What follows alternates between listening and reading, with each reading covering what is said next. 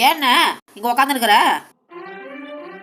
கல்யாணம் ஆகி 25 வருஷம் ஆச்சு. என் பொண்டாட்டியை எனக்கு ரொம்ப பிடிக்கும்.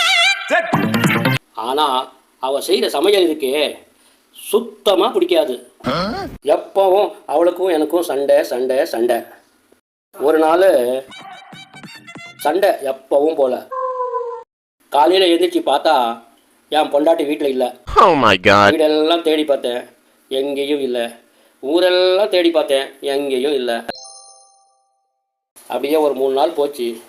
3 நாள் கழித்து என் பொண்டாட்டி பாடி கிணத்துல கிடச்சிச்சு. பாடி கடையில் வாங்கினதா இல்லை டைலர் கடையில் தச்சுதா? உங்ககிட்ட சொன்ன பாரு. ஐயோ